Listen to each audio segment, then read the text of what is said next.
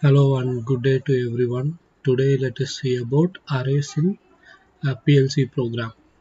These arrays are not only used in PLC program but in other software programming languages as well.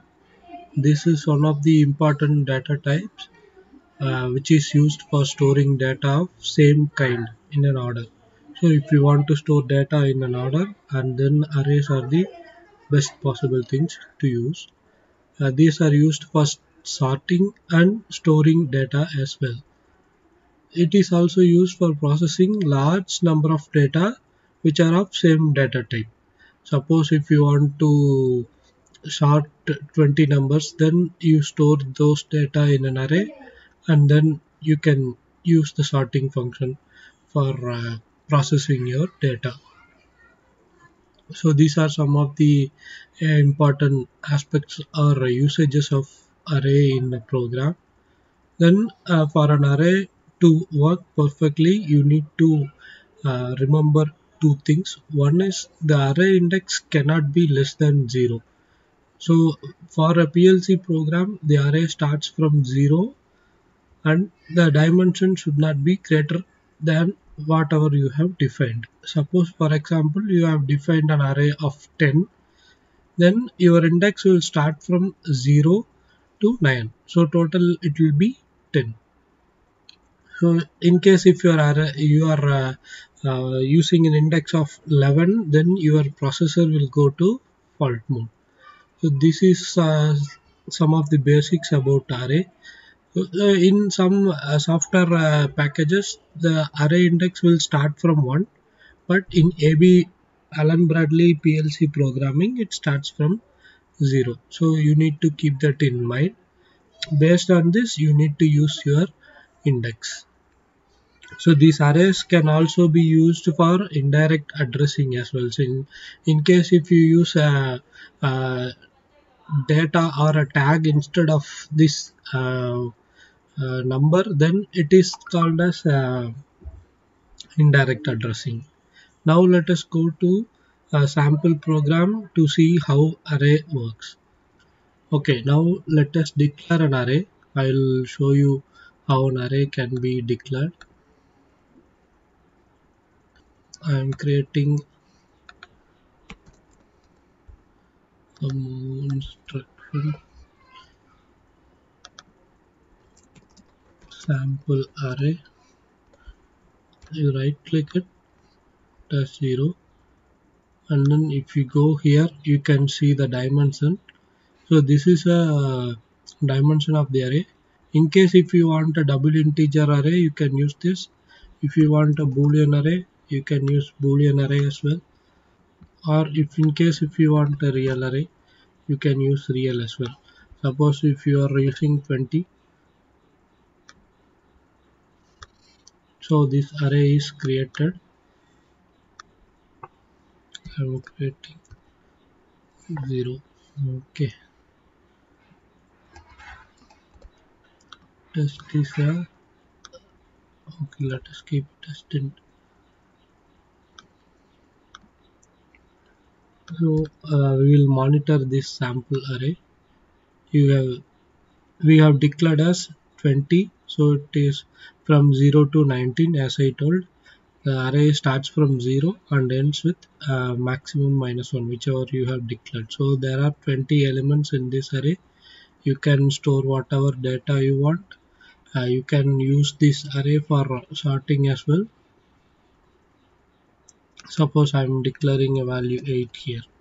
This is in array 7. Okay. Now if we can edit this, suppose sample array 7, you can see the value here. Whatever we have written, it's 8, so it is getting moved to this value.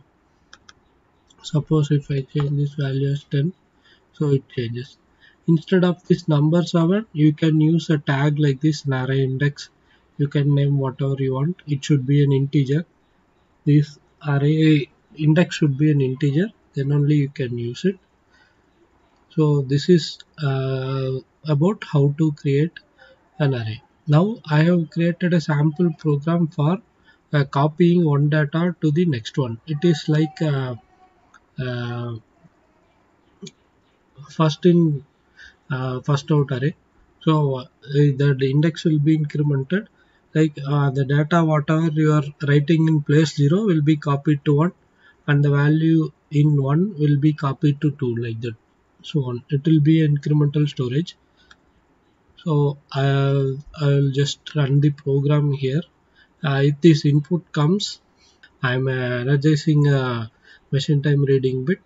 Once this bit is enabled, I'm declaring a 24 to my index, and from 24 value will be copied from 24 to 23, 23 to 22, and so on.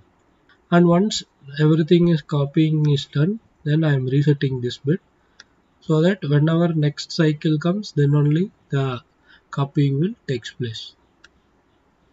Now I am just toggling this bit, so you can see the counter value is increased. The same counter value I am using it to copy here. I will just delete the sample so that you can see in same pages. Now you can see the value is 7. It is copied to the array. I will just show you this array for a minute. You can see the value, it is getting incremented from 1, 2, 3, 4, 5, 6, 7. This is the latest value. When we energize the cycle next time, then these values will be shifted to one place. You can see, I will show you. I am making this input once again. So now you can see the counter values increase and this value is also increased.